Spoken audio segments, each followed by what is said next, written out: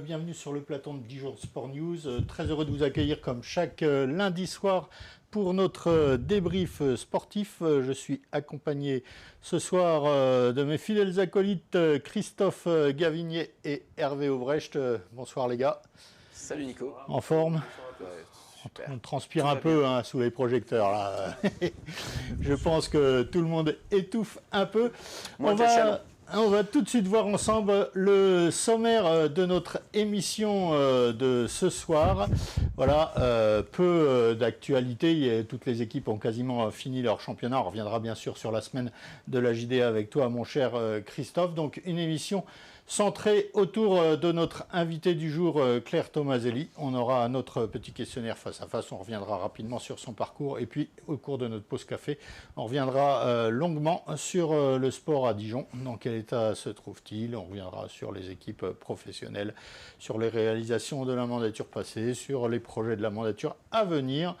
Un petit chapitre quand même sur les résultats de la semaine passée, donc notamment la JDA. On parlera aussi rapidement athlétisme, karaté, automobile. Voilà, mais tout de suite, nous accueillons notre invité du jour, donc Claire Tomaselli, adjointe au sport et à l'olympisme. Jingle, et on accueille Claire.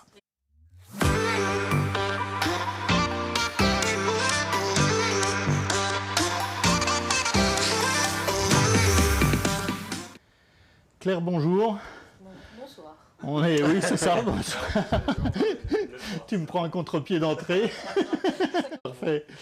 En tout cas, on est très heureux de t'accueillir ce soir.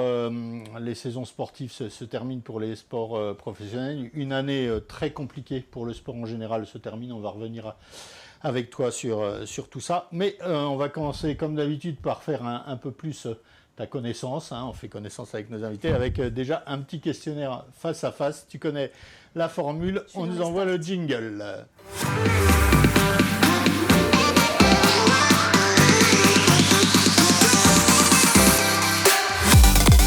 Douzaine de questions rapides, réponses rapides. Tu peux commenter un tout petit peu si tu veux, mais c'est pas une obligation. Est-ce que tu as une idole sportive ? Michael Jordan. Michael Jordan. Nécessairement. Mon enfance. Une personnalité que tu admires dans un autre domaine que le sport ? Nelson Mandela. Nelson Mandela, super. Un match ou une action de basket, puisque tout le monde sait que tu es une grande fan de basket et basketteuse toi-même, dont tu te souviendras toujours ? La victoire à Caluire pour la montée nationale 2. Alors, ne me demandez pas l'année, je ne m'en rappelle pas. Donc la montée de ton équipe Voilà. du CSLD. Ok. Un film culte ? Le cœur des hommes.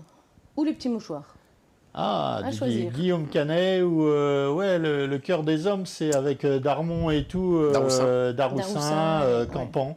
Ouais, très, très, très bon film, très sympa. Une série culte ? La Servante écarlate en ce moment. D'accord. Une musique que tu peux écouter en boucle ? Moi, j'écoute toutes les musiques, sauf le métal. Mais j'écoute beaucoup de musique, mais voilà, j'aime tout. Ok. Une chose que tu détestes par-dessus tout ? L'ingratitude. L'ingratitude. Une gourmandise à laquelle tu ne peux pas résister. Alors, tu m'as dit que tu voulais parler bouffe avec Nico. Donc... je trahis. Je croyais que c'était une émission gastro, donc c'est pour ça je suis très déçue en fait. L'huile d'olive, sel, poivre avec un bon pain à tremper dans l'huile d'olive. Ouais, une tranche de pain, huile d'olive, sel, poivre. C'est très bon. Petit oignon blanc dessus. Non, rien. Juste du sel, d'accord. beaucoup de poivre, une très bonne huile d'olive et du pain. Parfait, super. Toi, c'est le samoil, chacun son truc. La tête de veau, on Ouais, partage ça en commun. Finesse, hein. C'est ça. Alors, un sport autre que le basket ? La plongée. La plongée sous-marine. J'en ai fait beaucoup petite, je fais beaucoup d'apnée maintenant. J'en ai fait avec bouteille quand j'étais jeune, avec mon papa, en Sardaigne notamment. D'accord. Ça me manque beaucoup. Ok. Ah, Sardaigne, c'est Grand Bleu, hein, Tomaselli. Et c'est ce que j'ai dit, t'as pas cité le film. Ouais, Non, ouais. j'aurais pu. Ok. C'est vrai, j'aurais pu. Un objet ou un rituel porte-bonheur ? Aucun. Aucun, d'accord, pas de superstition. Si, avant chaque match, j'en avais, mais il y avait des routines. D'accord. Mais pas d'objet particulier. Puis j'ai vieilli, j'ai oublié. Okay. Une qualité que tu aimerais avoir ?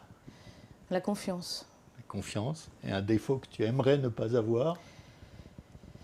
La susceptibilité, je crois. Ok, c'est bien.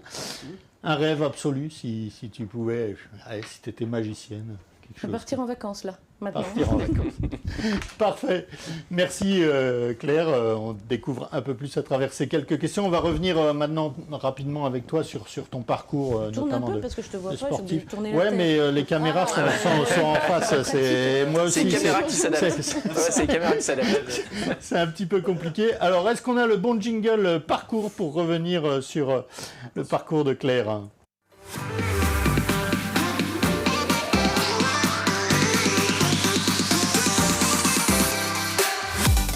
Bravo et un grand merci à notre régie. Ils sont nombreux, on ne les voit pas en plateau, mais ils font un travail assez remarquable pour que cette émission se déroule bien. On en profite pour les remercier. Alors Claire, rapidement, un petit peu ton parcours, allez, on va dire de sportive et puis ensuite politique, sport à Dijon. Sportive, ça se résume en un mot, le basket. J'ai commencé très tôt au CSLD, j'avais 3-4 ans. Et puis j'ai jamais changé de club, j'ai joué toujours au Cercle. Et j'ai terminé au Cercle l'an passé. Donc voilà, une passion. Donc aujourd'hui, la carrière sportive terminée. Terminée, nada. Non. Non, j'ai arrêté l'année du premier confinement, l'an dernier. Et puis c'était déjà l'année de trop. J'avais fait la première partie de saison et c'était compliqué. D'enchaîner les déplacements le samedi avec la Nationale 2 où on allait dans la poule du Sud, donc parfois à Monaco, à Nice, et de repartir le dimanche avec l'équipe 2 sur la poule de l'Est sur Strasbourg. Ça faisait beaucoup de bornes. Et puis j'avais envie de voir grandir mes garçons et ça commençait à devenir souffrant de partir dans le bus. Ça me faisait mal aux tripes de les laisser en fait. On sait que tu as donc une vie familiale, tu viens Ouais. de nous le dire, une vie professionnelle aussi chargée. Hein. Tu es donc principale adjointe du collège Marcel Pardet. Et puis donc tu es entrée comme adjointe au sport depuis combien de temps Alors c'est mon deuxième mandat. Le premier mandat, j'étais pas adjointe au sport. J'étais conseillère déléguée au sport. Après, j'ai récupéré la vie associative avec le jeu des chaises musicales politiques. Et en cours de mandat, j'ai récupéré la mission d'adjoint au sport. Oui, on était à mi-mandat, je crois, de mémoire. Voilà, on te voit sous le maillot de ton club Super. de Toulouse. Merci les garçons, vraiment merci. Ah, on précise que la Tu sens séance que j'en bave photo là nous quand a même. été Tu sens fournie. que Ouais. ça devenait Ah, difficile. là. Ça allait vite.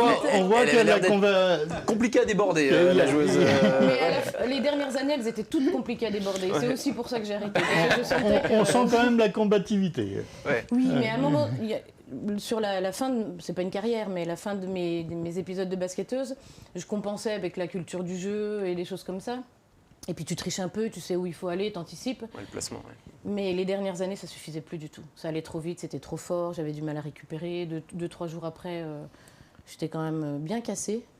Donc, et puis je sentais que j'avais plus le niveau. Et je crois qu'effectivement, c'était devenu souffrant aussi quand tu sens que tu es dépassé par le rythme, par la technicité des filles en face, que tu te retrouves avec des filles qui pourraient être tes gamines et qu'elles te crossent systématiquement et que tu dis, oula, là ça va, je vais aller m'asseoir sur le banc puis je vais finir par rentrer à la maison. Et en même temps, c'est jamais une décision facile à prendre. Hein. J'en parle en connaissance de cause quand on décide d'arrêter après tant d'années passées dans un groupe, dans un club, parce que il y a la dimension sportive, mais chez toi, la dimension aussi associative, club, elle est très présente depuis longtemps. Tu as toujours eu beaucoup d'engagement sur un plan associatif. Mais du coup, la dimension associative, elle n'est pas remise en question parce que je suis toujours investie dans Bien le club sûr. comme dirigeante. Et la dimension sportive, finalement, c'était pas si dur que ça. Voilà, j'ai peut-être poussé trop loin. Et j'ai arrêté contrainte et forcée, mais ça faisait déjà 4 ans que je faisais des jubilés toutes les fins d'année. Donc, si tu veux, que j'avais décidé d'arrêter et que je reprenais. Donc non, j'ai pas souffert effectivement d'arrêter le basket. Et puis, comme je suis toujours investie dans le monde associatif, j'en ai pas bavé. Et j'ai pas de regrets. Et tu as pu arriver donc à conjuguer cette vie de mère de famille, de sportive et cette vie professionnelle également, où c'était un équilibre parfois compliqué. C'est compliqué, il faut être très très organisé, il faut être accompagné. Ça ne marche pas quand tu es tout seul, c'est un travail d'équipe. Donc tu as le conjoint, tu as les parents, la famille, les amis qui te filent un coup de main. Toute seule, j'aurais pas pu. Ok, eh ben écoute, voilà, on sait un petit peu plus sur ton parcours jusque-là. On va rentrer dans le vif du sujet, je pense, qui intéresse tout le monde. J'en profite d'ailleurs pour dire à tous nos auditeurs que s'ils ont des questions à poser à Claire, qu'ils n'hésitent pas, ils les posent directement sur le Facebook, chat Facebook de l'émission. On va passer tout de suite donc au... pause café, à la pause café, pardon, c'est moi qui dois envoyer les jingles et je ne sais même plus les titres, donc pause café et on rentre dans le vif du sujet. Avec...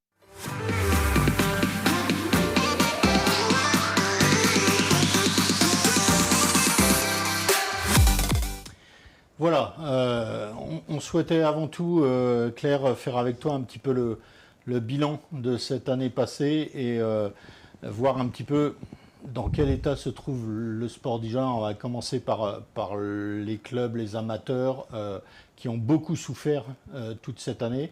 On t'avait reçu un petit peu avant le début, tu étais assez inquiète, je me souviens, pour les associations. Est-ce que tu peux nous dire un petit peu dans quel état sort la vie sportive dijonnaise de cette dernière année?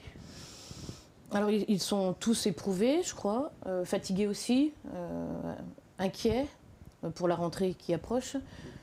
Pour autant, ils n'ont rien lâché et on peut difficilement faire le bilan là parce qu'il va falloir qu'on attende de nouveau la prise de licence à la rentrée de septembre. Je crois que les parents en plus vont attendre le dernier moment pour prendre les licences, de savoir comment, à quelle sauce ils vont être mangés et s'il y a un nouveau protocole sanitaire qui s'installe. Donc là pour l'instant, les clubs ils sont plutôt très impatients, mais ils ont repris dès qu'ils ont pu le faire. Ils ont repris notamment en extérieur courant mai-juin. Là ils ont repris dans les salles pour ceux qui le pouvaient. Et puis ils sont impatients et puis inquiets, ils attendent de voir venir avec une inquiétude deux inquiétudes qui sont un peu plus importantes que les autres, à savoir le retour dans les salles et sur les sites sportifs des adolescents. Sur les périodes de stage, les reprises d'entraînement, on a plein de petits qui reviennent dans les clubs. Par contre, sur les ados, c'est plus difficile de retourner les chercher. Et puis la fuite des bénévoles. Alors là, pour le coup, c'est une inquiétude qui est partagée par tout le monde. Des bénévoles qui se donnaient corps et âme au monde associatif les samedis et les dimanches et qui, pendant un an, ont appris à faire autre chose, ont découvert d'autres plaisirs, d'autres loisirs et qu'on n'est pas sûr de retrouver à la rentrée. Alors on va peut-être retrouver les gamins, mais on risque potentiellement d'avoir des difficultés sur l'encadrement. Tu disais c'est difficile de faire un bilan aujourd'hui, néanmoins la chute des licences, elle a été importante dans tous les clubs et dans toutes les associations sportives. Elle n'est pas identique. Ouais. Elle n'est pas identique. Il y a d'ailleurs des disciplines qui ont tiré leur épingle du jeu parce que tu sens que les appétences, elles se déplacent un petit peu. Donc on a tous les sports d'extérieur, les sports de plein air qui rencontrent un succès fou. Les sports urbains, les pratiques urbaines, les danses, le hip-hop, le beach volley, des disciplines qui sont un peu plus sexy comme ça, qui en ce moment renouent avec les licenciés. Et puis nos sports en salle qui pourraient potentiellement en baver un peu plus, c'est sûr. Le judo marche bien, donc quand on a fait, moi j'ai fait des visios sur la période de confinement, le deuxième confinement, on a fait des visios avec tous les clubs pour savoir un petit peu comment ils allaient. Et on n'avait pas les mêmes retours. On avait des dirigeants qui avaient la patate, qui attendaient, qui ont pris le temps de confinement pour retravailler le projet du club, le projet associatif. Comme ils sont tout le temps dans l'action, ils sont tout le temps dans la réaction. Là, ils se sont dit, on a un peu de temps et pour le coup, on va poser le projet, on va réfléchir au projet et à ce qu'on va faire les années prochaines. Donc ce temps-là, il a été plutôt salvateur pour eux. J'ai aussi eu des visios avec des dirigeants que j'ai trouvés très éprouvés, moralement. Mais globalement, ils ont tenu la barre, je trouve. Ils sont comme la JDA, ils lâchent rien. C'est ça, c'est bien, il faut. Même quand ils ont des tout petits effectifs, ils continuent de gagner. Après, c'est un milieu que tu connais, c'est un milieu hyper résilient, avec des gens qui ont bâti des projets, qui ont travaillé dans les clubs depuis des dizaines et des dizaines d'années. Donc, je pense qu'il leur en faut beaucoup pour... Ils ont plié un genou, mais pas le deuxième. Tu as en partie répondu un peu à la question en disant que tu avais eu tous les clubs en visio ou autre, mais quelle a été ton action, toi, en tant qu'adjointe auprès des différents clubs et associations pendant cette période? Un rôle de soutien, de visite, concrètement, est-ce qu'il y a des choses que vous avez pu mettre en place pour aider les clubs? Ah oui, on a fait pas mal de choses. Donc, on a maintenu les visios parce que comme les clubs faisaient des visios et essayaient de maintenir le lien avec les licenciés, on a fait la même chose avec les clubs.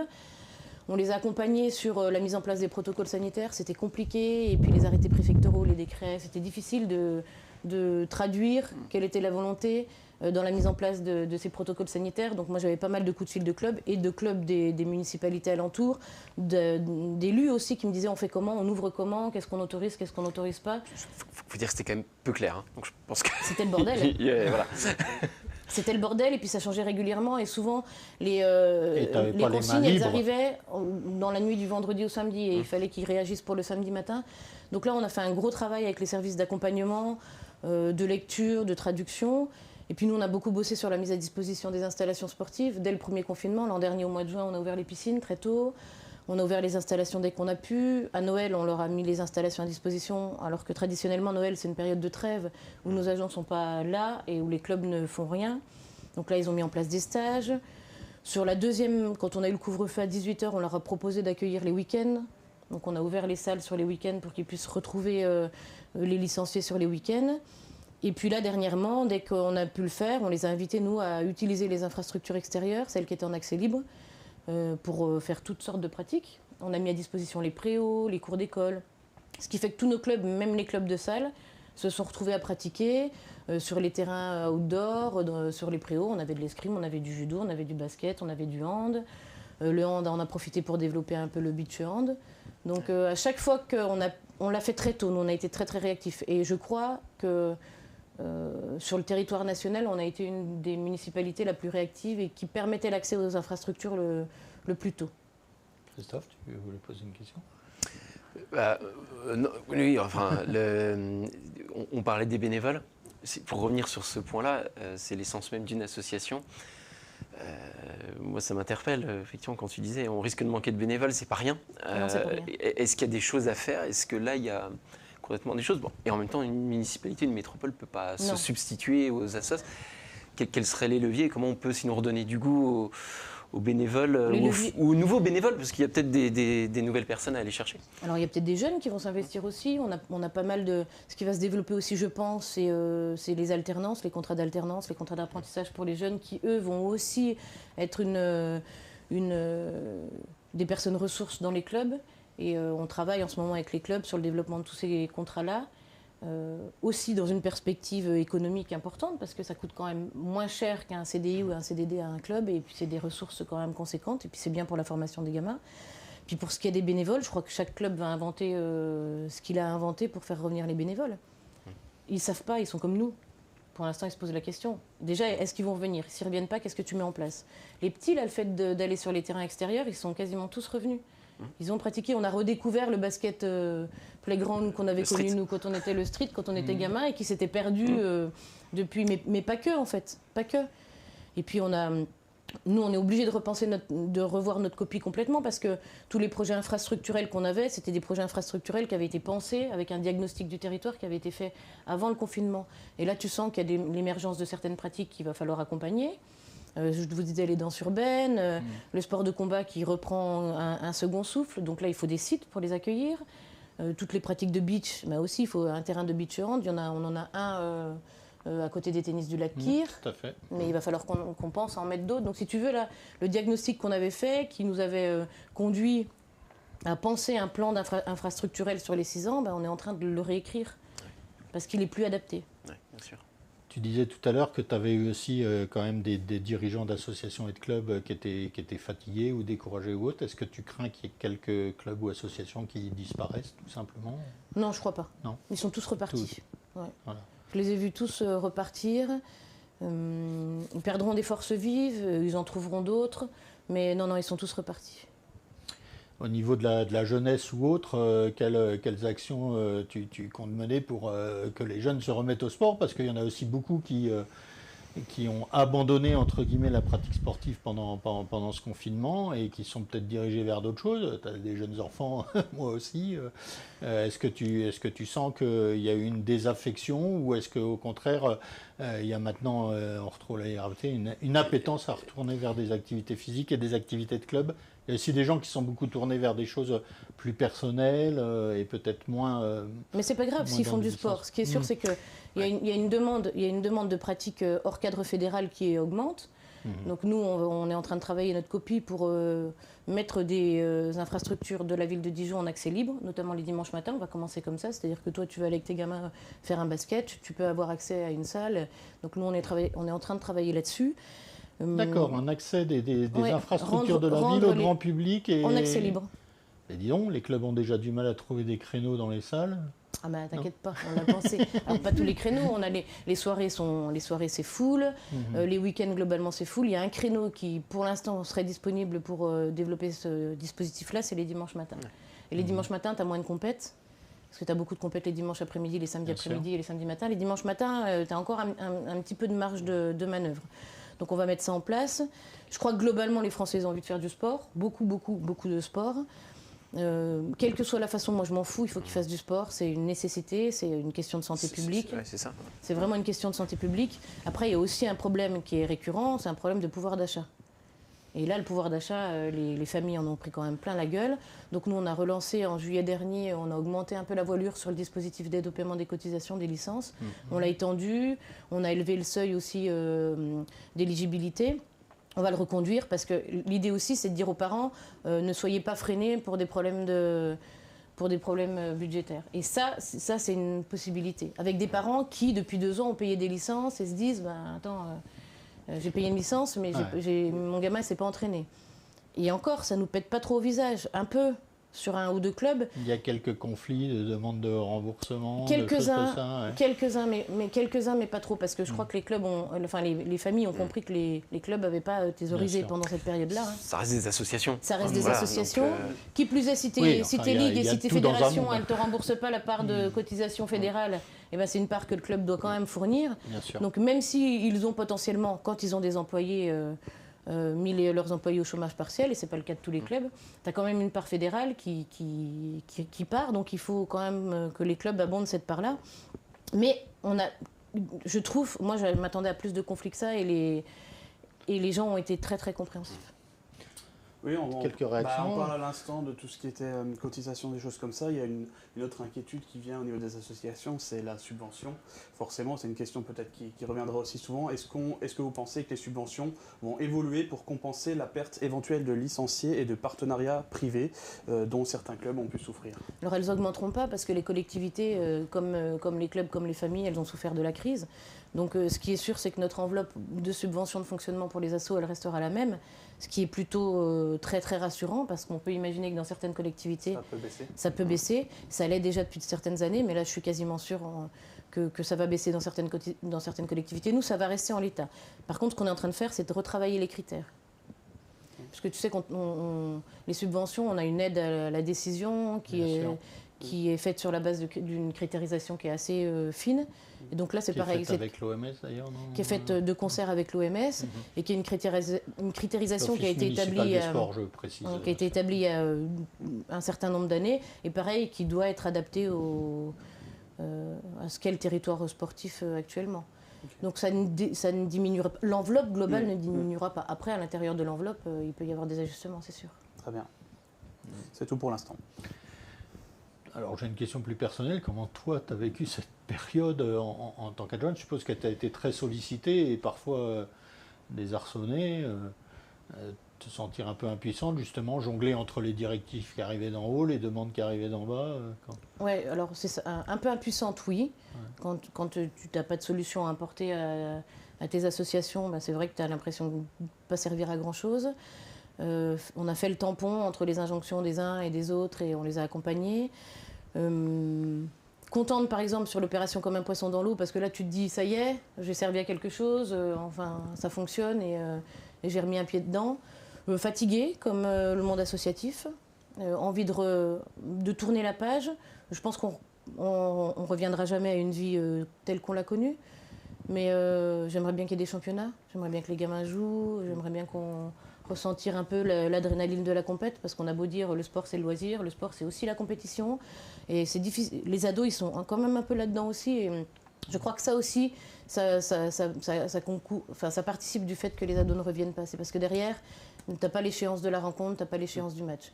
J'ai envie de compète, j'ai envie de salle remplie, et voilà. C'est sûr que des entraînements de judo où on peut pas trop se toucher, des entraînements de rugby où on peut pas se plaquer, c'est aussi assez frustrant.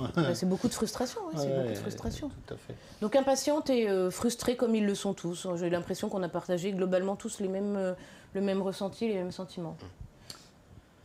Ok. Claire, pendant ce confinement, il y a aussi des élections. Et donc, tu vas entamer un deuxième mandat comme adjointe au sport. Est-ce qu'on peut faire un bilan très rapide de l'action de la municipalité en termes de sport sur la première mandature? Quelles sont tes satisfactions, éventuellement des regrets? C'est compliqué parce que la première mandature, moi, comme je te le disais, j'ai pris le train en marche. Et puis quand tu prends un train comme ça, même quand tu viens du monde associatif, au début, tu mets des chaussons, puis tu as l'impression que les chaussons, ils sont pas à ta taille. Et donc il faut quand même un petit peu de temps. Alors pas pour comprendre les rouages du monde associatif, mais pour comprendre les rouages de la collectivité, comment fonctionne la collectivité. Et donc il m'a bien fallu 1 an et demi, et puis on arrivait en fin de mandat. Donc, et puis la politique, c'est aussi quelque chose c'était quelque chose d'un petit peu nouveau quand même. Ah, c'était complètement nouveau, je débarquais de nulle part. Donc prendre mes marques, ça m'a pris un petit peu de temps. Retisser du lien avec le monde associatif parce que j'avais l'impression que ce lien il s'était un peu distendu. Donc j'ai passé beaucoup de temps avec les assos à essayer de leur expliquer un peu comment nous on souhaitait fonctionner, recréer un peu le pari de la confiance. Et puis ça s'est bien fait, rebosser avec l'OMS qui avait été mis un peu en dehors de la vie politique dijonnaise et dont on a énormément besoin. Donc voilà, la fin du mandat c'était plutôt une fin de mandat relationnelle, affective, sur le lien et voilà. Et puis le nouveau mandat, il commence quand même pas super bien. Pas super bien. Alors il y a des tas de projets, on fait des tas de choses, mais on aurait pu les faire aussi sans cette saloperie de Covid. Justement, Christophe, tu avais des questions à poser peut-être sur... Question remarque, est-ce que quand on passe effectivement au cœur d'une municipalité, le temps de l'action par rapport à ce qu'on peut faire dans le monde associatif bouleverse pas un peu les choses quand même? Si, le temps de la vie municipale, il est long, il est en décalage, et ça aussi c'est quelque chose qu'il faut expliquer aux associations en fait. Parce que la réactivité, elle n'est pas la même. Les dossiers, le traitement des dossiers, il est long, ça part par différents services. Il y a l'heure du conseil municipal aussi, qui est un élément important. Et donc, tout prend du temps. C'est vrai que tout prend du temps et on piétine pas mal. Enfin, on piétine. Moi, je piétine parce que j'aimerais que ça aille plus vite. Les assos aimeraient que ça aille plus vite aussi, mais on fait les choses comme on peut les faire, en respectant un peu les contraintes aussi juridiques qui sont essentielles. Et est-ce qu'on n'attend pas finalement énormément d'une municipalité, d'une adjointe au sport? Quand tu es sollicité, les gens veulent des réponses rapidement, ils sont souvent déçus, ils ne comprennent pas. Non, ils ne sont pas déçus parce que je leur dis. Déjà, quand je ne peux pas, je leur dis non, et c'est comme ça. Je leur explique pourquoi. Ça, c'était le credo de départ, c'était de dire je ne vends jamais ce que je ne suis pas capable de leur donner.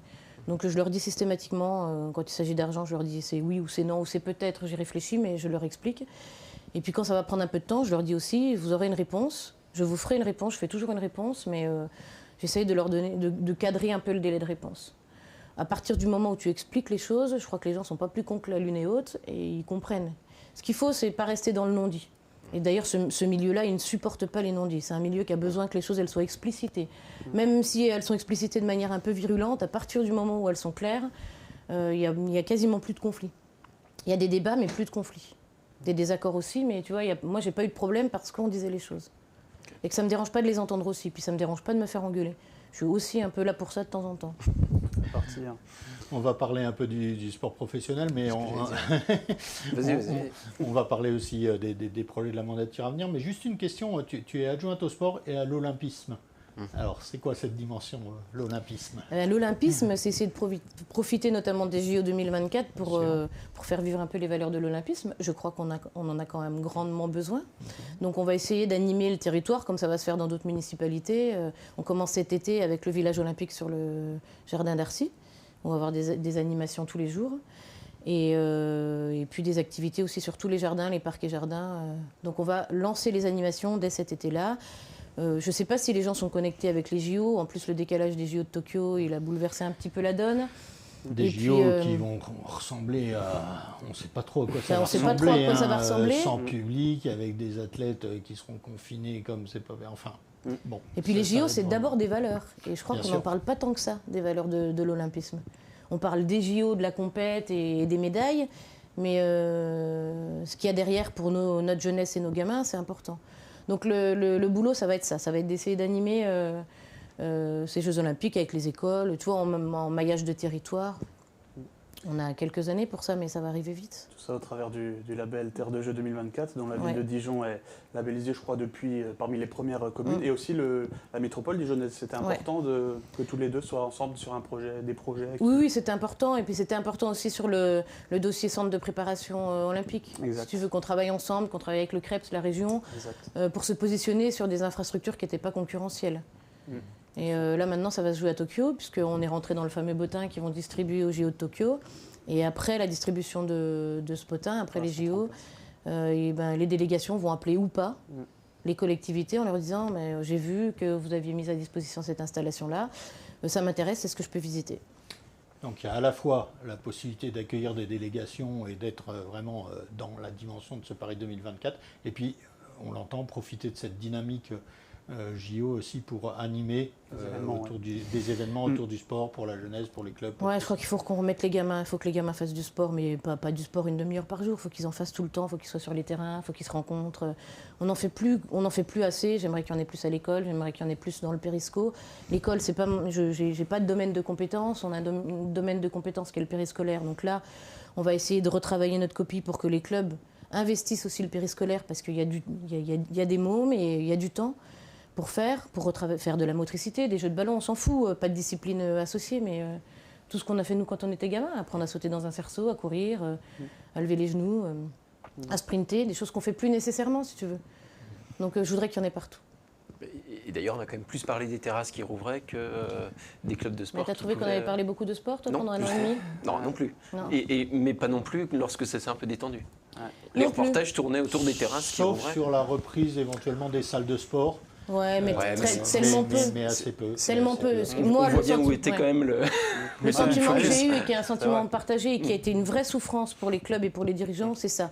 C'est le fait qu'on n'entende jamais parler dans les médias ou ailleurs de la chose sportive dans sa globalité, si tu veux. On avait vraiment l'impression d'être l'oublié de cette période de confinement, de Covid. Et, on parlait de tas de problématiques, c'en est une et pas des moindres. Et moi, j'ai gueulé d'ailleurs 2-3 occasions pour dire on est là et puis il faudrait bien qu'on pense à nous. On avait 2-3 effets d'annonce, mais moi, ça ne m'a pas satisfait à titre personnel et je ne pense pas que ça satisfait les clubs.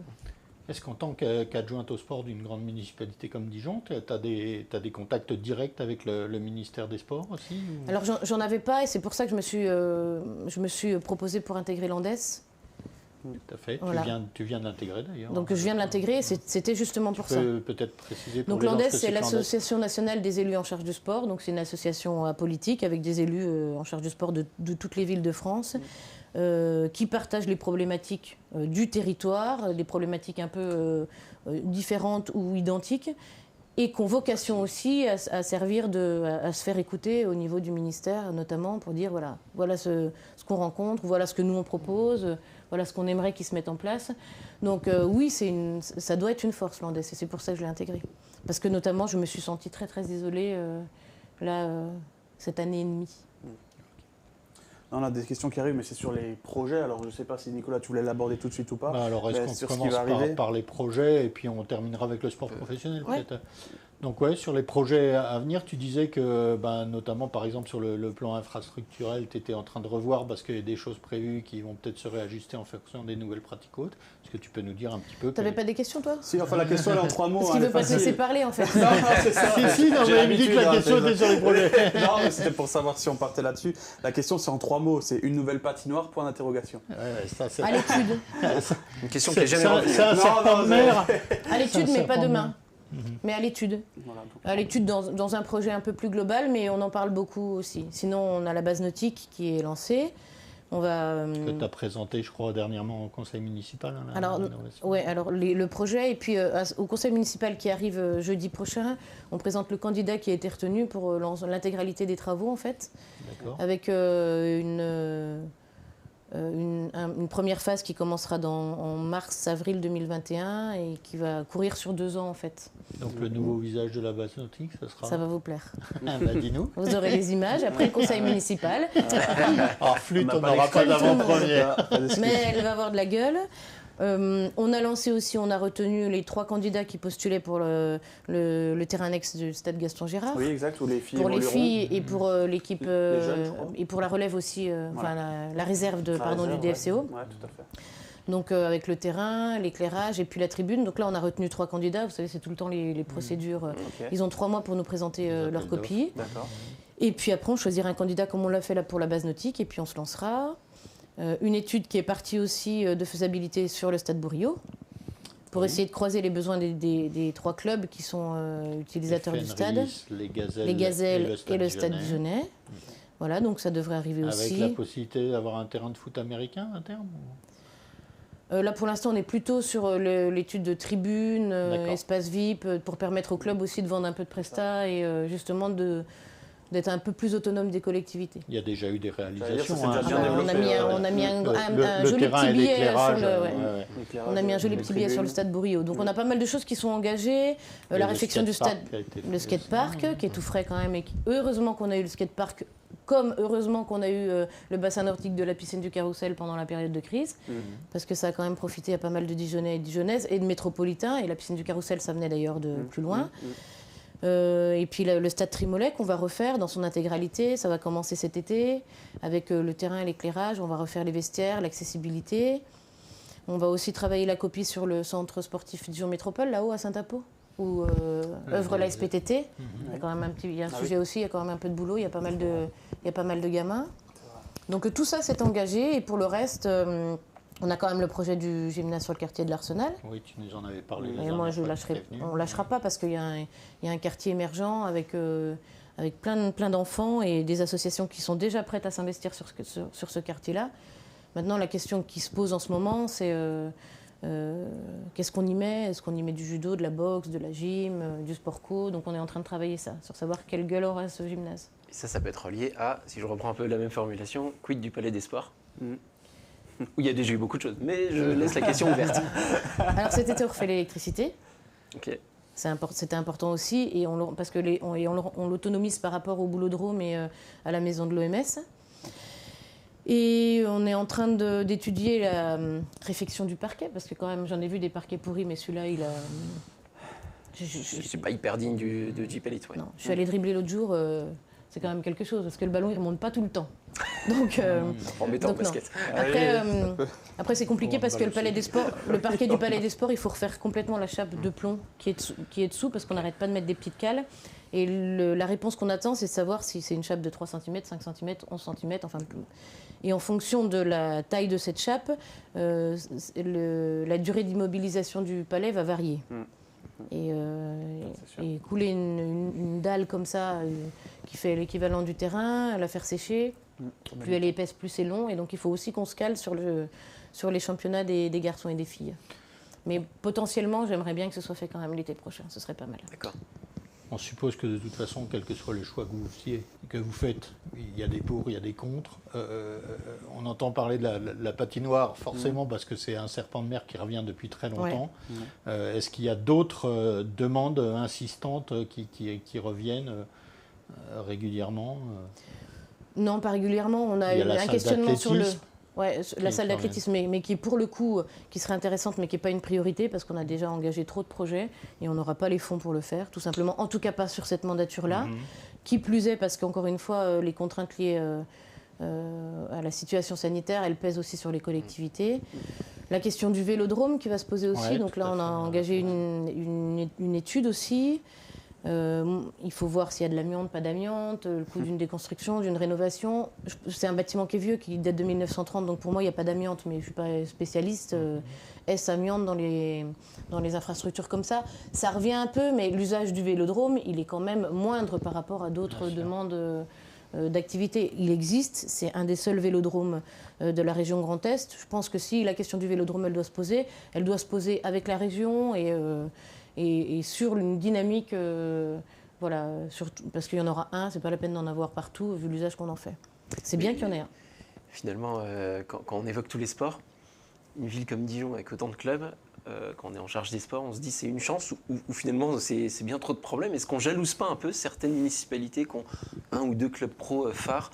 Et quelque part, ça règle aussi un peu la question, parce qu'il y a oh non, jamais de la vie. Jamais de la vie. Non, je trouve ça génial. Voilà, on va le perdre. Vraiment. On va le perdre. C'est bon, c'est bon. Non, je regrette pas. Ça me passionne, et puis je suis assez fière aussi d'avoir à traiter tous ces dossiers-là. Et on apprend sur le tas. Il y a des tas de choses que je ne savais pas faire et que j'apprends encore. C'est du taf. Hein. Bien sûr. C'est du taf, mais je pense qu'il y en a plein qui aimeraient avoir la chance de faire ce que je fais. Oui. On va peut-être en venir au sport professionnel, enfin, ou en tout cas de haut niveau, avec les clubs dijonnais qui ont connu des fortunes diverses, et variées. On va dire, cette saison. C'est évidemment une vitrine pour la ville de Dijon, les sports professionnels. C'est aussi quelque chose qui intéresse la municipalité et le service des sports de la municipalité, bien évidemment. Mais tu vois, pour en revenir à ce que tu disais, Il y a des collectivités qui ont fait le choix d'un club professionnel. Et nous, on dit non parce qu'on est qui, nous, pour décider quel sport doit vivre et quel sport doit mourir. En tout cas, moi, je suis personne pour décider ça. Qui plus est, autre mandature, autre adjoint, peut-être d'autres affinités avec une autre discipline et ce serait un autre sport. Donc je pense que si on a les moyens de tous les laisser vivre et les aider à vivre, et ils le font d'ailleurs très bien, c'est des contraintes, mais ils le font très bien parce qu'ils sont obligés de partager aussi le tissu économique. Et c'est en ça que c'est difficile pour eux. Bien sûr. Mais pour l'instant, ça marche à Dijon, le modèle il fonctionne. On pourrait imaginer qu'on met tout sur le foot ou qu'on met tout sur le basket, mais on n'a pas fait ce choix-là et il ne faut pas le faire. C'est pas à nous de décider, c'est trop subjectif. Ce choix est trop subjectif. Oui, alors, sachant que le sport, normalement, il n'y a rien de plus neutre dans l'absolu. C'est apolitique, pour le coup. Ouais. Normalement, on doit tous se retrouver autour de Mais la question nous a été posée. On Mm. nous a fait de temps en temps le reproche en disant mais vous n'avez qu'à trancher. Et non, il n'y a pas à trancher. Ça marche. Oui, des reproches faits à la municipalité, il y en a toujours. Soutenir le foot plus que toute autre chose, ne pas s'occuper du hockey. Enfin, je veux dire, on entend ça depuis tout le temps. Quels sont les rapports justement de la municipalité de Dijon avec ses clubs professionnels? Comment ça se passe? Ils sont bons. Non, ils sont très bons. Ça se passe bien. D'ailleurs, sensiblement, comme ça se passe avec les clubs amateurs, avec des contraintes qui sont un peu différentes, mais ça se passe très bien. J'ai pas rencontré de difficultés. Et en plus, on a des présidents de clubs qui sont quand même des présidents intelligents avec qui j'ai de très bons contacts. Et avec qui j'aime bien échanger et débattre, avec des personnalités complètement différentes. Mais voilà, les clubs pro de Dijon, ils vivent aussi parce que les présidents de clubs qu'on a à Dijon, c'est des bons, quoi. C'est des vrais bons. Ça fait le lien, souvent avec une question que les gens se posent, c'est comment marchent les subventions? Il y en a beaucoup pour le monde pro, je parle de Dijon, et dans des périodes comme on a vécu, avec aussi des fortunes diverses, est-ce que le calcul des subventions est voué à changer? Si je prends un exemple, le DFCO descend en Ligue 2, est-ce qu'automatiquement l'enveloppe, s'il y a une aide, et je te laisserai répondre, est revue parce que c'est Ligue 2, parce que les budgets sont moindres, ou est-ce que, et ça peut profiter à la JDA, à la JDA par exemple, ou est-ce qu'on dit bah non, dans tous les cas, on joue le jeu d'une répartition qui ne tient pas nécessairement compte de l'évolution sportive? Alors, comment ça se passe? C'est un débat qu'on a engagé là récemment. Okay. Ce qui est sûr, c'est qu'on ne mettra pas le DFCO davantage en difficulté que la descente ne le mettrait en difficulté. Après, il y a un jeu financier qui est un peu différent parce que le DFCO, nous, on leur donne 950 000, 1 million de subventions, mais ils nous reversent quasiment l'équivalent en redevance d'occupation du site, du stade. Donc le DFCO, autant vous dire que quand on entend le foot, s'il y a un club pro qui ne nous coûte rien, pour l'instant, c'est le DFCO. Hormis l'investissement sur la tribune, on est bien d'accord. Mais ça leur a permis aussi de pouvoir développer leur partenariat.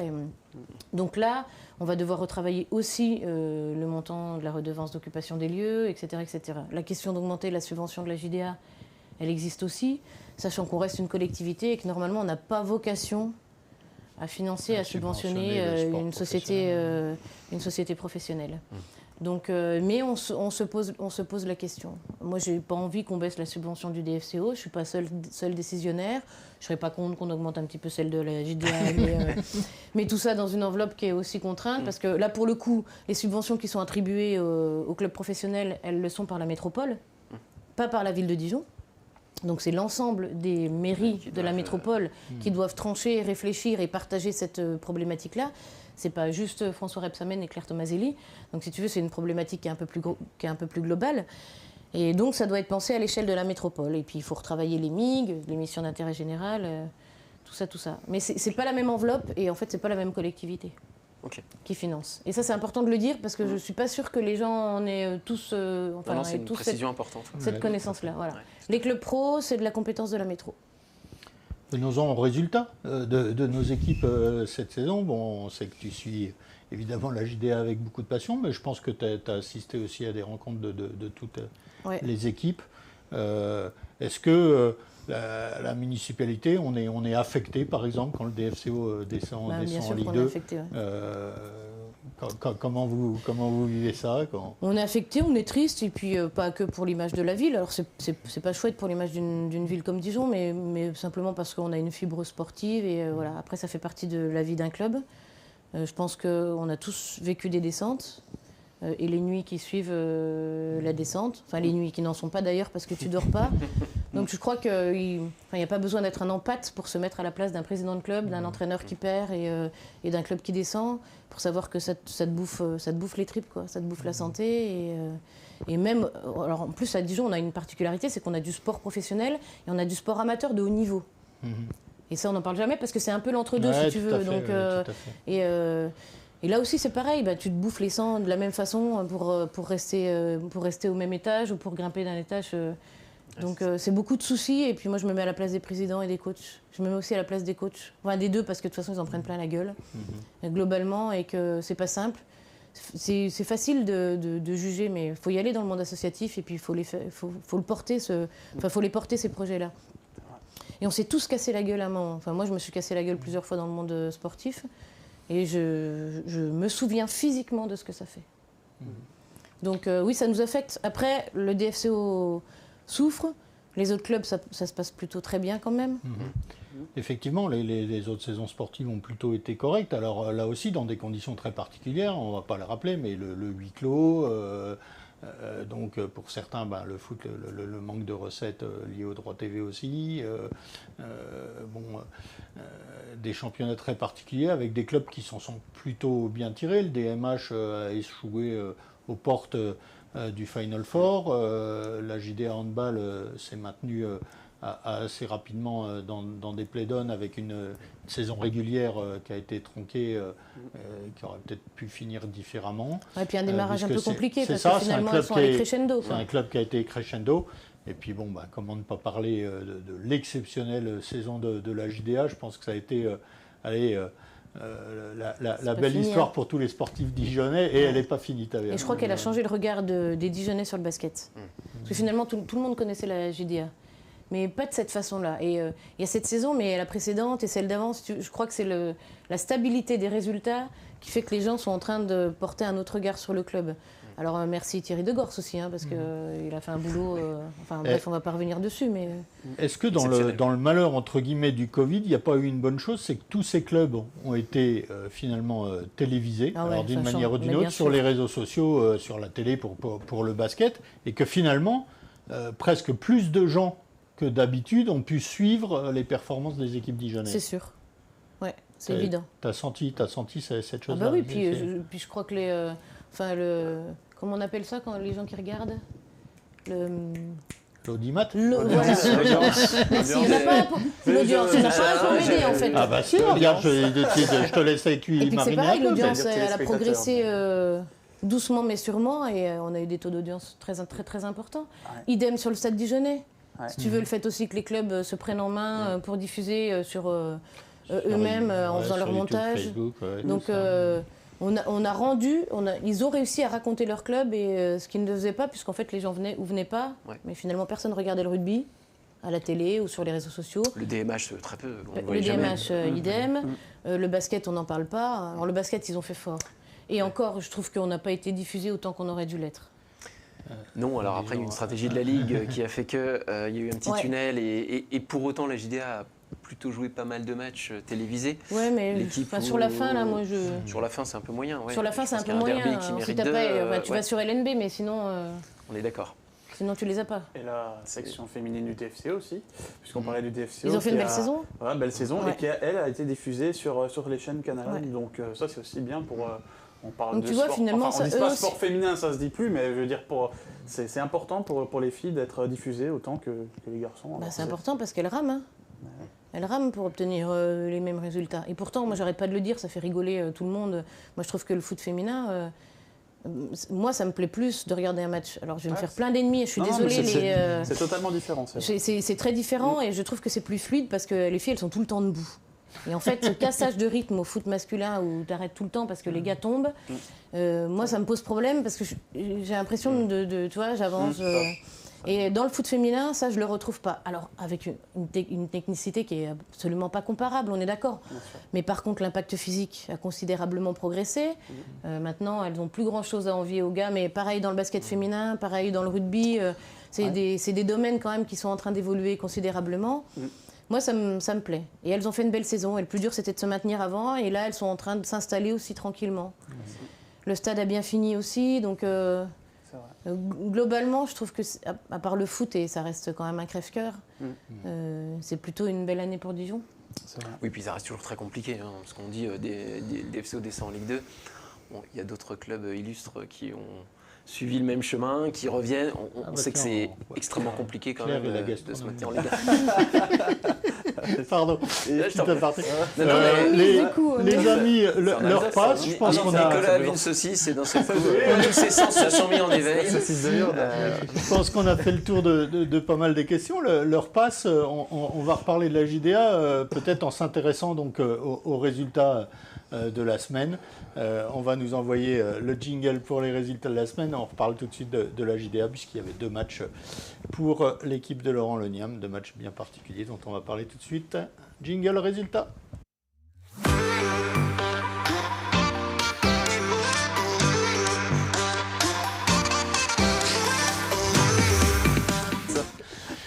Voilà, alors on en parlait tout de suite. Tous les championnats sont quasiment terminés. Sauf la Jeep Elite. La Jeep Elite, il y avait 2 rencontres importantes cette semaine. Mon cher Christophe, pour la JDA, alors que d'émotions encore avec un récital, on ne peut pas dire autre chose, David Holston face au Mans. Alors je pense que la basketteuse a apprécié. Et puis ce match si particulier, le derby à Châlons, où la JDA s'est rendue avec 6 joueurs professionnels disponibles. Tous les jeunes espoirs et une fois de plus une semaine à 2 victoires avec des émotions incroyables. On est habitué, mais... Il nous faudrait 2 heures d'émission. Tu me lances sur un truc pareil. Alors, je t'en donne 3 à discuter, 3 minutes à discuter avec Claire. Réagir. 2 matchs très différents, mais qu'on a savourés. C'est-à-dire que David Holston, je pense que pour ceux dont j'ai fait partie, qui étaient au Palais, on verra peut-être pas ça 2 fois. C'est exceptionnel. Il n'y a plus de mots. Et ça montre aussi le cœur de cette équipe, mais aussi des leaders. On y reviendra parce que c'est un groupe avant tout. Mais quand les leaders doivent prendre leurs responsabilités, ils le font. Axel Julien n'était pas là, Chase Simon non plus. Et voir ce petit bonhomme d'1m68, je pense qu'il leur a tout fait face au Mans. Il a pris les shoots extérieurs. Il a crevé la raquette, il a tout fait, il a même trouvé le temps de distribuer quelques passes décisives. Exceptionnel, tu as amusé à calculer 1,27 points par minute sur cette rencontre-là. Je lis parce qu'on dit, bah ouais, forcément il a passé 36 minutes sur le parquet. Ouais, enfin, tout n'est pas affaire que de temps de jeu, même si ça joue. Et c'est juste stratosphérique. Et quand on pense que ce club de la JDA a re-signé David Holston pour 2 ans, que du haut de ses 35 ans, il en faisait quasiment 10 de moins face au Mans et pareil face à Châlons. C'est merveilleux et voilà, c'est le symbole de ce club. Pas que, parce que Romain Ducoté et les jeunes ont aussi fait le taf. Johnson s'est montré. Voilà, il y a beaucoup à dire, mais exceptionnel face au Mans. Je te laisse compléter, mais voilà. Oui, non, mais je partage complètement. Après, moi, ce que m'évoque ces matchs-là aussi, c'est la qualité des espoirs en fait, et des jeunes en France. Et s'il y a un message qui pouvait passer là, après ces matchs-là, c'est « mais bon sang, faites-leur confiance, quoi ». Faites-leur confiance parce qu'ils n'ont rien à envier à certains joueurs professionnels plus âgés et plus aguerris. Dans d'autres ligues, en Espagne ou ailleurs, les gamins, ils jouent et ils progressent super vite. Et là, nos gamins, tu vois un peu comment ils ont porté et assumé cette pression-là. Ils n'ont pas failli du tout. Et puis, c'est pas un coup de chance parce que même si Robin il est un peu moins adroit sur le 2e match, il fait le taf quand même. Il met les 4 lancers qu'il faut mettre à la fin. Alors que c'est quand même ça devient un peu tendu. Il a fait la même contre Châlons d'ailleurs. Ouais, il défend, il joue. Donc si tu veux, c'est pas l'exploit, c'est pas le coup de chance. Tu dis c'est la chance du débutant, c'est pas le cas. Rosieski, Yann, ils sont bons derrière. Et en fait, dans toutes les grosses armadas, enfin je dis les grosses armadas, mais dans tous les centres de formation, on a des mômes avec des vraies capacités. Il faut qu'on les fasse jouer parce que sinon ces mômes ils se barrent. Ils se barrent dans d'autres ligues, ils se barrent aux États-Unis, ils se barrent même en Nouvelle-Zélande maintenant. Mais il faut qu'ils restent chez nous parce qu'ils sont très très bons. Et puis finalement, ils reviennent plus tard. Mais pourquoi les laisser partir? Pourquoi pas les faire jouer maintenant? Il y a plein de réponses dans l'émission de la semaine dernière avec Vincent Dumestre. Je t'invite à la podcaster. Elle est en replay, tu peux y aller parce que comme désespoir. Merci pour le clin d'œil, la régie. Mais voilà, je les trouve. Non, mais je suis complètement d'accord et ça fait le lien avec Châlons.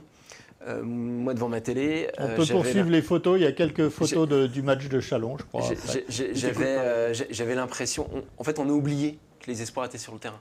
À un moment donné. Moi, ça m'a donné cette impression-là. Ouais, ils ont fait le taf. On a, entre guillemets, on n'a pas vu la différence. Alors, quand Julien ou Simon ne sont pas là, ça se voit. Mais à un moment donné, le match s'est déroulé. Ils ont fait le taf. Ils ont tenu la baraque. Ouais. Moi, le 3 points de Yen était juste exceptionnel contre Châlons. Voilà, alors en plus, il y a la dimension derby. On sait qu'en face, ça jouait pour le maintien. Et les petits gars, je te rejoins totalement, ils sont allés. Et voilà, on a juste vu 5 joueurs sur le terrain. T'as pas peur, quoi. Non. Serre pas les fesses quand les gamins y rentrent. Et ça, c'est aussi le fruit, j'expliquais dans le débrief, à mon sens, le fruit aussi d'une structuration d'il y a quelques années. Un vrai lien entre les espoirs d'un Laurent Lenième qui, même s'il ne peut pas toujours les faire jouer, les intègre, sont dans le groupe. Il n'y a pas de star, il n'y a pas de star mal placée dans cette équipe-là. David Holston est très heureux de jouer avec les espoirs. Il leur a donné le ballon, ils les ont fait jouer. Et donc, c'est ce qui fait cette cohésion-là. Et c'est ce qui se retrouve à les fesser Châlons 90-80. Il les drive bien, il engueule du côté quand il file quand ça joue les fautes. Quand il file la balle à Jacques, il lui dit mais non, c'est pas comme ça que ça se passe. Après, c'est ce que tu disais, dans cette équipe-là, il en manque un, il y en a toujours un qui prend le relais. Tu vois, quand c'est pas Simon, il n'est pas là Jaron, il fait le taf. Il y en a toujours un qui arrive à prendre le relais. C'est-à-dire que les mecs, ils s'effacent pas définitivement. Tu vois, ils sont pas en confiance pendant un certain temps. Le jour où tu leur files des responsabilités, ils sont présents. Tous. Alors moi, j'ai un chouchou, mais c'est Charles Galliou. Ah oui. J'ai rarement vu une progression comme ça. Et tu es capable de le mettre dans tous les secteurs de jeu. Il 3, défend, 4, il est bon sur un 4 maintenant, alors qu'il était tellement à la rue en début d'année. Excuse-moi Charles, mais vraiment, moi si je devais filer une médaille, c'est ce joueur-là. Ce qui me permet, Claire, de te couper juste une seule seconde, c'est pour remercier Charlotte Geoffrey, la photographe chalonnaise, qui nous a fait don des photos de la rencontre du derby. Attends, elle va les vendre à Châlons, ça Non, alors Christophe, je te remercie de remercier Charlotte, avec moi Charlotte pour le don des photos. C'est pas toujours facile d'obtenir des photos quand les Dijonais sont à l'extérieur, donc je la remercie chaleureusement de nous avoir fait don de ces photos. Excuse-moi, Claire. Mais non, je disais que j'étais impressionnée par la progression de Charles et que je pense qu'il est pour beaucoup dans la stabilité des résultats aussi, parce que ça a été le joueur sorti de banc qui a fait ce qu'il fallait sur la deuxième partie de saison. Il s'est révélé aussi, et c'est un marqueur vraiment cette année de cette équipe, même des années précédentes, il s'est révélé quand il y avait un déficit, parce qu'il y a des blessés à l'intérieur. Ouais. Il est venu pallier, au même titre que les espoirs, viennent pallier l'absence de plusieurs pros. Et pour autant, ça gagne. Et donc, ça veut dire que cette équipe, dans l'adversité, face à l'adversité, est capable de progresser. Et puis, on parle tout le temps de résilience là, depuis 15 mois. S'il y a bien une équipe qui en fait preuve, c'est celle-là, parce qu'elle n'a pas été épargnée. Faut se souvenir qu'on avait pris un 10e et ça n'a pas été concluant. Pour autant, à 9 pros, à 6, à 7, ça joue, ça gagne. Et un mental à toute épreuve. Bon, je vais être obligé de vous couper les passionnés, parce que sinon, on va finir. J'avais promis à Claire qu'on finirait avant 21h. On est en train de les dépasser. On a quand même notre petite rivalité. On peut parler de Strasbourg, si tu veux. Non, alors quand même, juste dire que la JDA joue son dernier match de saison régulière demain face au Portel, avec une réelle opportunité de pouvoir finir premier cette saison régulière, ce qui serait véritablement historique. Et ça, je pense que ça ferait... premier tout court, Hervé est en train de scruter les réseaux pour voir si la décision de la Ligue finale est... Il y a une incertitude, on le dit, il y a un bras de fer entre la Fédé et les joueurs sur la possibilité ou non d'avoir des finalités. Il y a une info que me donne JL Pic là sur le live. Axel Julien de retour demain contre le Portel. C'est confirmé ou pas du coup? Non, c'est une question. Non, il l'affirme lui. C'est que les tests PCR ont dû être négatifs, donc s'il l'affirme, merci. C'est une excellente nouvelle. Voilà, parce que notre ami David, aussi magicien soit-il, 36 et 39 minutes sur les 2 derniers matchs, ça va commencer un peu à peser sur les drives. Un match qu'on suivra évidemment avec beaucoup d'attention. J'ai juste un message à faire passer. Il est important parce que le match demain, il est à 20h.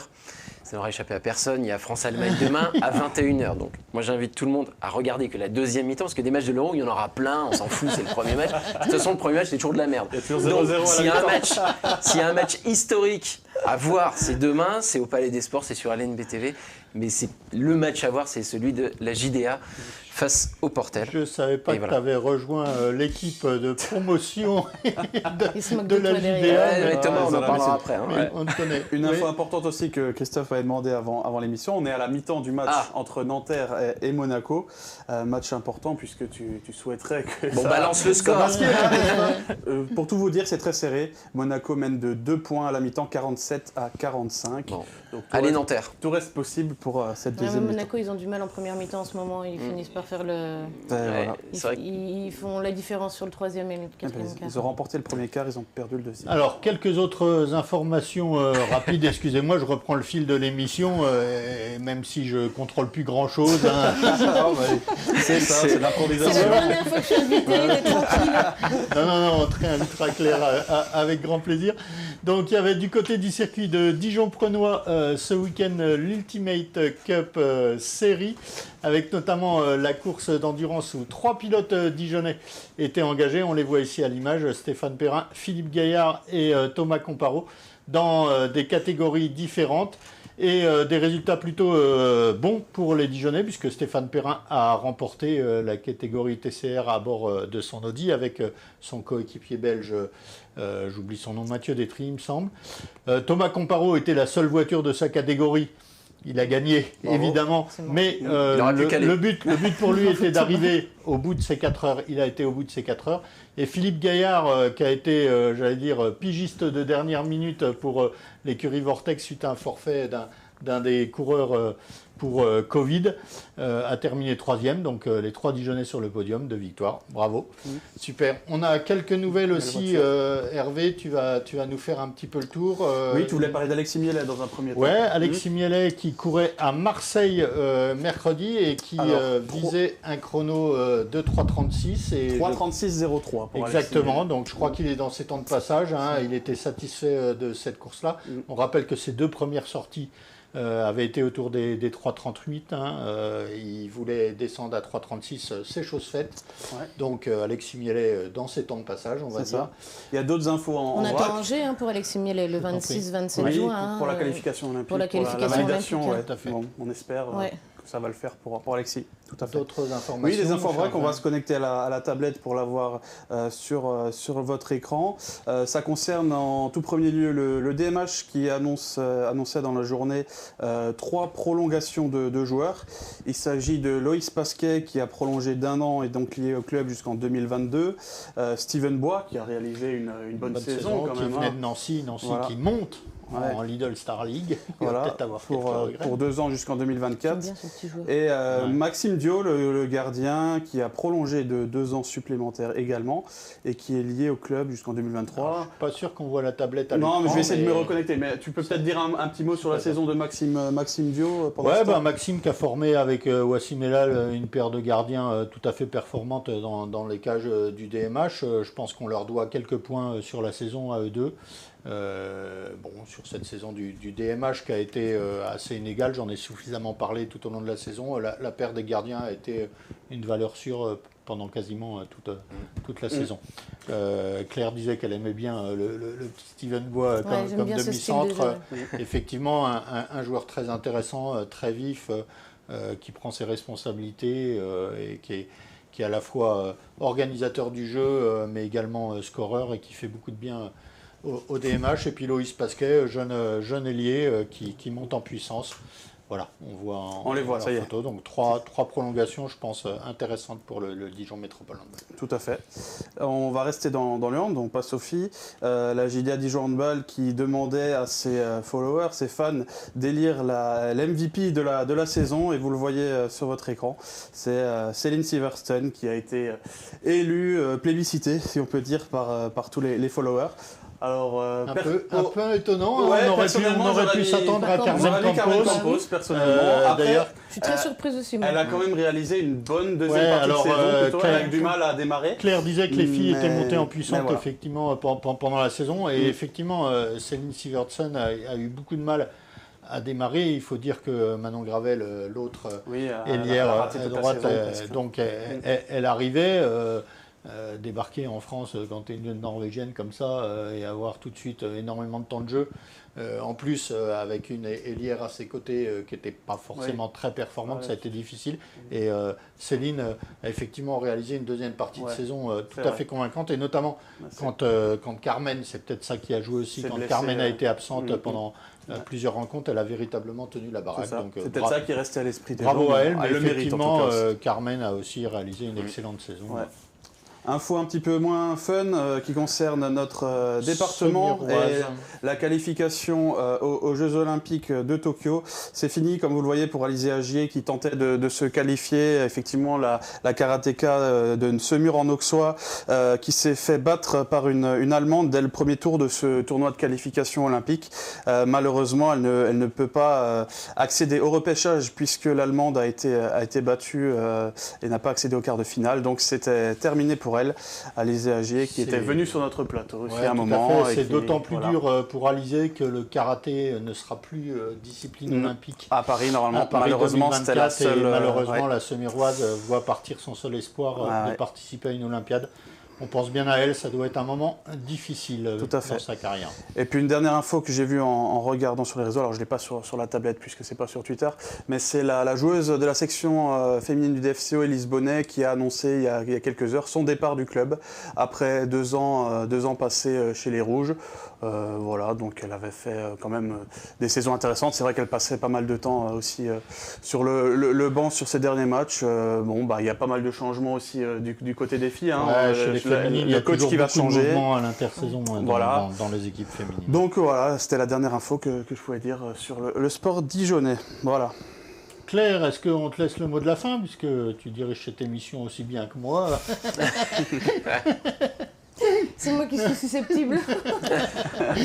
Non, mais voilà, la prochaine fois, je te laisserai, on fera l'inverse. Je ferai le questionnaire face à face. On invitera Nicolas. Sur la bouffe. Il faut que je dise un mot de la fin. Bonne soirée, bonnes vacances, bonne fin de saison à tous et toutes. Un gros merde pour la JDA. En espérant que la Ligue et les joueurs trouvent un accord vite. Parce que je pense que c'est ça que j'ai oublié de regarder. C'est important. Et puis voilà, c'est tout. J'ai passé un très bon moment et je vous remercie. Excellent moment partagé. Merci à toi d'avoir répondu à notre invitation, de nous avoir un petit peu éclairé sur la situation du sport à Dijon. On le voit avec des situations assez différentes. On espère pour tout le monde que l'année à venir et la saison sportive à venir sera riche en émotions, en compétition. On en parlait. Voilà, tout ce qui nous fait aimer le sport et vibrer. On vous souhaite une excellente semaine. On se retrouve la semaine prochaine. D'ici là, comme on dit à Dijon Sport News, portez-vous bien. Merci Claire. Je ne la connaissais pas celle-là. Le geste est important. Merci à tous. Au revoir. On n'a jamais buzzé en fait. Ah bah allez. C'est l'autre. Il ne marche pas celui-là. Ah non, c'est celui-là. Ils veulent pas raccrocher la régie. Bon, on a terminé là. Finito, générique, s'il vous plaît.